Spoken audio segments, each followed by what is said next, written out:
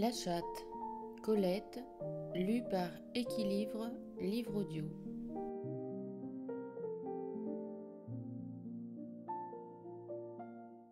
Chapitre 5.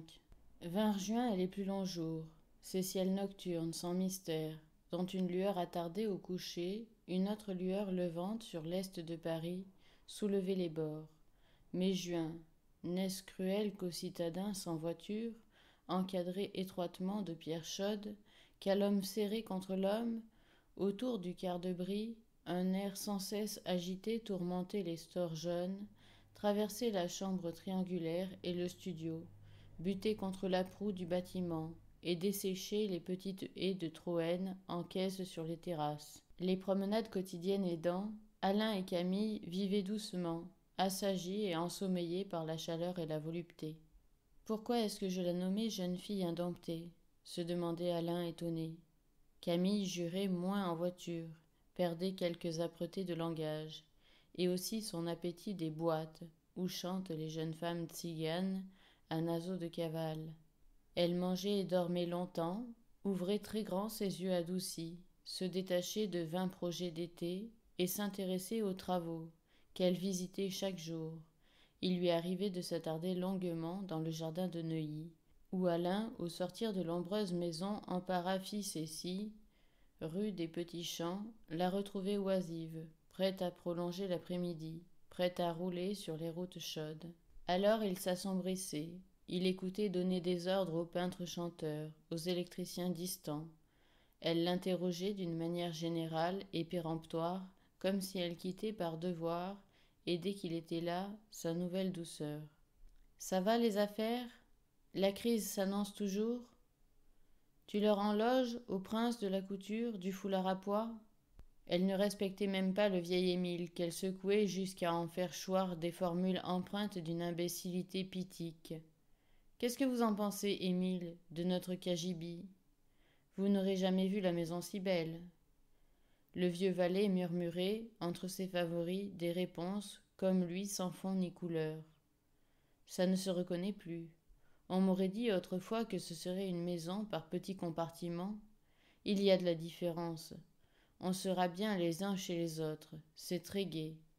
Ou bien il versait goutte à goutte sur Alain des bénédictions sourdement éclairées, d'un sens hostile. La jeune dame de monsieur Alain prend bien bonne mine. Elle a bonne voix aussi. On l'entend de chez nos voisins tant elle parle bien. Une voix à ne pas la disputer. Ah, mais la jeune dame dit bien ce qu'elle veut dire. Elle a prétendu au jardinier que le massif de silène et de myosotis faisait cucu.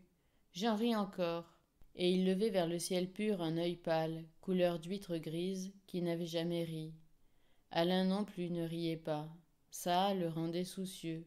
Elle maigrissait et semblait abandonner un espoir qui sans doute était l'espoir de revoir Alain chaque jour, et seule. Elle ne s'enfuyait plus lorsque Camille arrivait, mais elle n'escortait pas Alain jusqu'à la grille, et elle le regardait lorsqu'il s'asseyait près d'elle avec une profonde et amère sagesse. Son regard de petit chat derrière les barreaux, le même regard. Il l'appelait tout bas. Ça, en soufflant très fort les haches. Mais elle ne bandissait pas, ni ne couchait les oreilles. Et il y avait bien des jours qu'elle n'avait crié son éclatant mi-rang, ni les mouek, mouek, mouek de la bonne humeur et de la convoitise.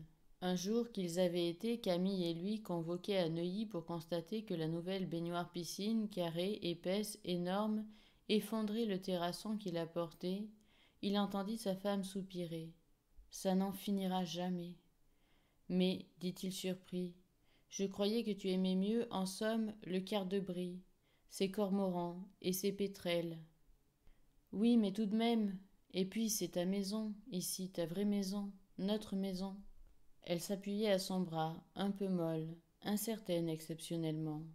Le blanc bleuté de ses yeux, presque aussi bleu que sa robe claire d'été, l'arrangement parfait et superflu de sa joue, de sa bouche et de ses paupières ne le touchèrent pas.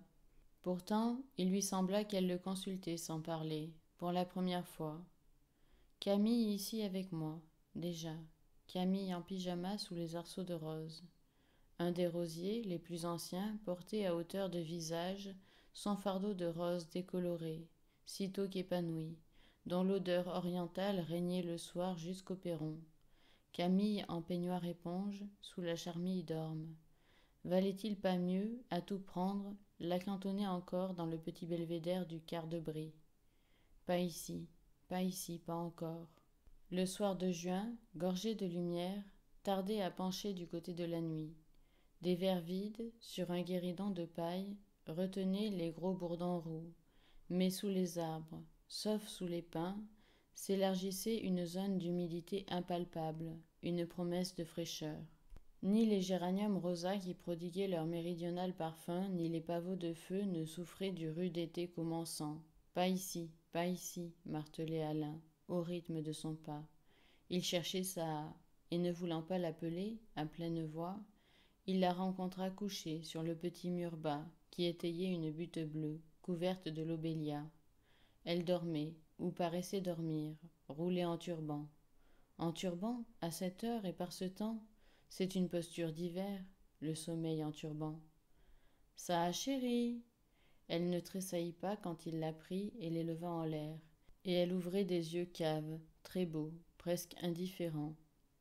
Mon Dieu, que tu es légère, mais tu es malade, mon petit Puma. Il l'emporta, rejoignit en courant sa mère et Camille. Mais maman, ça est malade, elle a mauvais poil, elle ne pèse rien, et vous ne me le dites pas? C'est qu'elle ne mange guère, dit madame Empara. Elle ne veut pas manger. Elle ne mange pas? Et quoi encore? Il berçait la chatte contre sa poitrine, et Saha s'abandonnait, le souffle court et les narines sèches.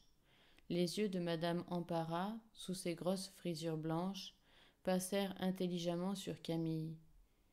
Et puis rien, dit-elle. Elle s'ennuie de toi, dit Camille. C'est ta chatte, n'est-ce pas? Il crut qu'elle se moquait, et releva la tête avec défi. Mais Camille n'avait pas changé de visage, et considérait curieusement Saha, qui sous sa main referma les yeux. Touche ses oreilles, dit brusquement Alain, elles sont brûlantes. Il ne réfléchit qu'un instant. Bon, je l'emmène, maman. Fais-moi donner son panier, voulez-vous? Et un sac de sable pour le plat. Pour le reste, nous avons tout ce qu'il faut. Vous comprenez que je ne veux absolument pas... Cette chatte croit que... Il s'interrompit et se tourna tardivement vers sa femme. Ça ne te gêne pas, Camille, que je prenne ça en attendant que nous revenions ici? Quelle question! Mais où comptes-tu l'installer la nuit? Ajouta-t-elle, si naïvement qu'Alain rougit à cause de la présence de sa mère, et qu'il répondit d'un ton sec. Elle choisira. Ils partirent en petit cortège, Alain portant Saha muette dans son panier de voyage, le vieil Émile plié sous le sac plein de sable, et Camille fermait la marche, responsable d'un vieux plaid en cacha effrangé qu'Alain appelait le cacha Saha. Non, je ne croyais pas qu'un chat s'acclimatait si vite. Un chat n'est qu'un chat, mais Saha, et Saha. Alain faisait, vaniteux, les honneurs de Saha.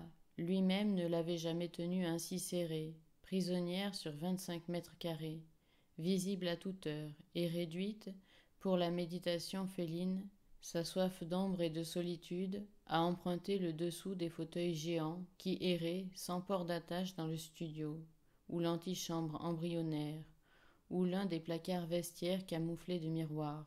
Mais Saha voulait triompher de toutes les embûches. Elle se forma aux heures incertaines des repas, du coucher, du lever, choisit pour demeure nocturne la salle de bain et son tabouret éponge, explora le quart de brie sans affectation de dégoût ni de sauvagerie. Elle condescendit à écouter dans la cuisine l'oiseuse parole de madame Buc, conviant la mimine au foie cru. Alain et Camille sortis, elle prenait place sur le vertigineux parapet et sondait les abîmes d'air, suivant d'un œil calme, au-dessous d'elle, les dos volants des hirondelles et des passereaux, son impassibilité au bord des 9 étages, l'habitude qu'elle prit de se laver longuement sur le parapet affolait Camille. « Empêche-la, criait-elle à Alain. Elle me tourne le cœur et elle me donne des crampes dans les mollets. » Alain souriait avec compétence et admirait sa chatte, reconquise au goût de vivre et de se nourrir. Ce n'est pas qu'elle devint florissante ni très gaie. Elle ne recouvrait pas son poil irisé comme le plumage mauve d'un pigeon. Mais elle vivait mieux, attendait le poum sourd de l'ascenseur qui hissait Alain et acceptait de Camille des prévenances hors de saison. Par exemple, une soucoupe minuscule de lait à 5 heures, un petit os de poulet offert de haut, comme à un chien qu'on veut faire sauter. Pas comme ça, gourmandait Alain, et il posait l'os sur un tapis de bain ou simplement sur la moquette beige, à longue laine. Qu'est-ce qu'il prend, le tapis de Patrick, blâmait Camille. Mais un chat ne mange pas un os ni une viande consistante sur une surface polie. Quand un chat prend un os dans une assiette et le dépose avant de le manger sur le tapis, on lui dit qu'il est sale. Le chat a besoin de maintenir sa proie sous sa patte pendant qu'il broie ou qu'il déchire, et il ne peut le faire que sur la terre nue ou sur un tapis, mais on l'ignore. Ébahi, Camille l'interrompit. Et toi, comment le sais-tu? Il ne se l'était jamais demandé et s'en tira par une plaisanterie. Chut, c'est parce que je suis très intelligent. Ne le répète pas. Monsieur Veuillet n'en sait rien. Il lui enseignait les us et coutumes du félin, comme une langue étrangère, riche de trop de subtilité. Malgré lui, il mettait à l'enseigner de l'emphase. Camille observait étroitement et lui posait 20 questions, auxquelles il répondait sans prudence.